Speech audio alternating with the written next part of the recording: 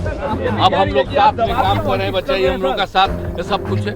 ये तो मेरी मूर्खता से मुख्यमंत्री बना। जो पुरुष है वो तो रोज रात में जो सतिया होता है उसके साथ करता है ना। बातें हैं तो अंड पंड बोलते हैं, कोई मतलब कोई ज्ञान है। कोई उन्हें मौका परस्त कहता है तो कोई उन्हें सुशासन बाबू। वो अपनी इमेज को लेकर हमेशा ही संजीदा रहे हैं। सत्ता के लिए कभी बीजेपी से हाथ लाया, कभी आरजेडी के साथ। किसी से कोई परहेज नहीं। वक्त के साथ गलभैया चाहे जिससे भी करनी पड़े, लेकिन मुख्यमंत्री की कुर्सी हाथ से नहीं जाने दी। उनके दिमाग को ठीक ठीक पढ़ने का दावा करने से उनके करीबी भी बचते हैं। नमस्कार, मैं हूं सलोनी सरीन और आप देख रहे हैं न्यूज़ 24 बिहार झारखंड का डिजिटल प्लेटफॉर्म। बिहार के बाजीगर में 2024 के 24 शहरों में आज बात होगी नीतीश कुमार की राजनीतिक सक्सेस।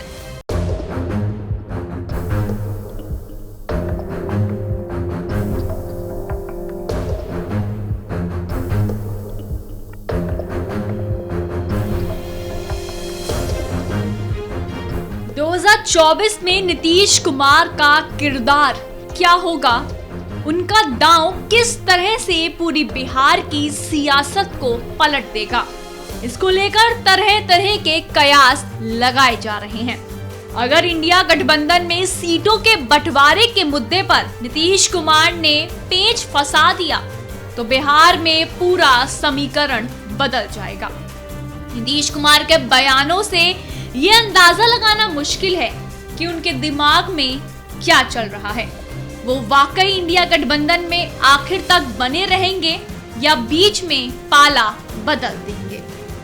अब जितने लोग हमारे हैं सब साथी है, छोड़िए ना भाई, हम अलग हैं आप अलग है, छोड़ो रे क्या हमरा तो दोस्तिया कहियो खत्म होगा। जब तक हम जीवित रहेंगे आप लोगों के साथ भी मेरा संबंध रहेगा, चिंता मत करिए। नीतीश कुमार के दिमाग में कौन सा समीकरण काम कर रहा है, ये सिर्फ और सिर्फ वही जानते हैं।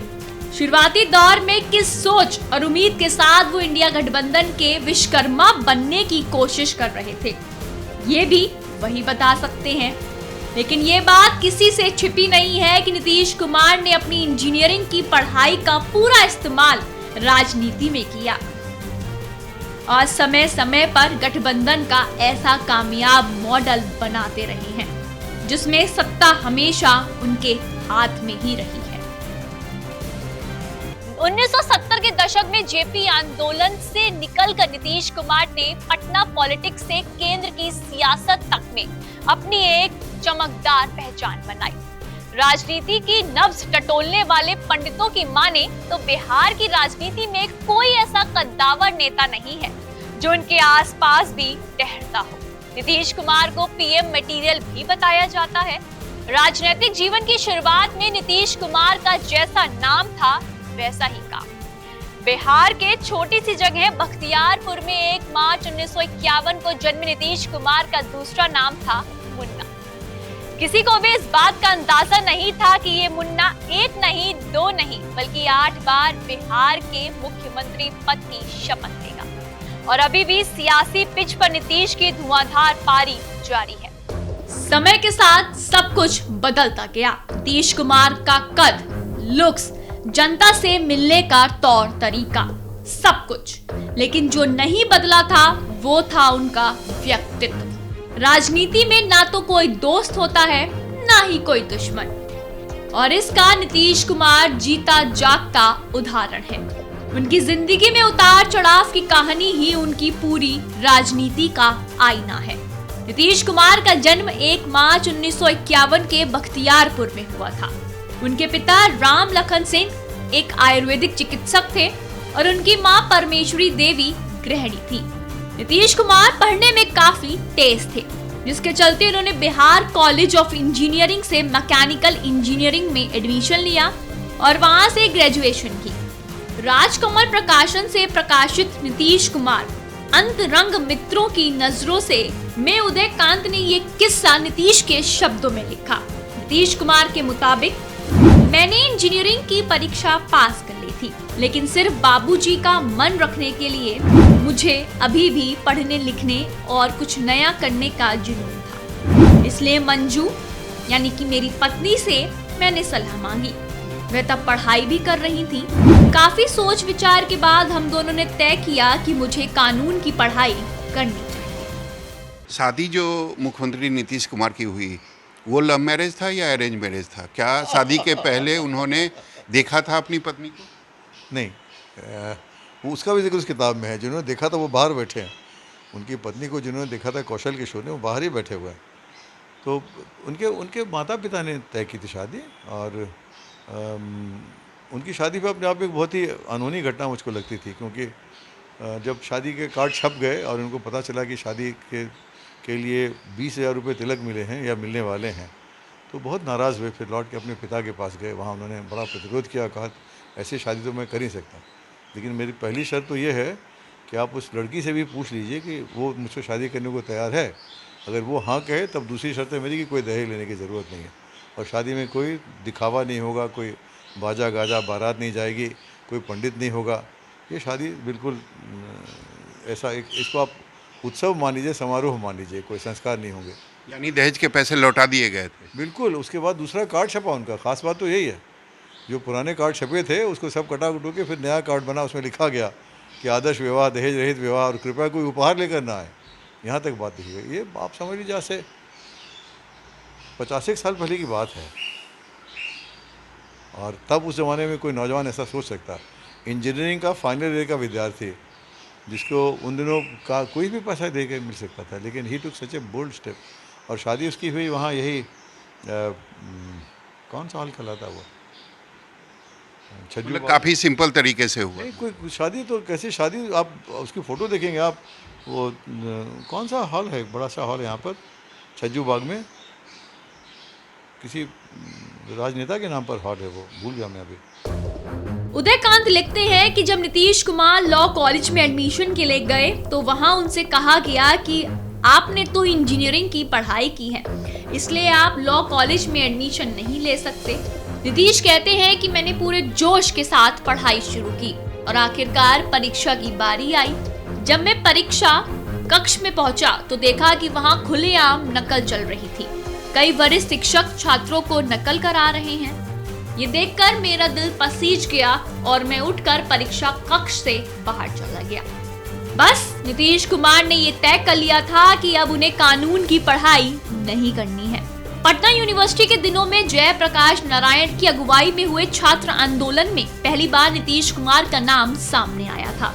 कॉलेज के बाद उन्होंने बिहार राज्य विद्युत बोर्ड में नौकरी भी की, लेकिन तब तक नीतीश कुमार छात्र राजनीति का एक बड़ा चेहरा बन चुके थे और वक्त जैसे जैसे बदला नीतीश ने नौकरी छोड़ राजनीति में कदम रख दिया। 1974 से लेकर 1977 तक उन्होंने जयप्रकाश नारायण के आंदोलन में भाग लिया और बाद में चुनाव लड़े, लेकिन जीत नहीं पाए।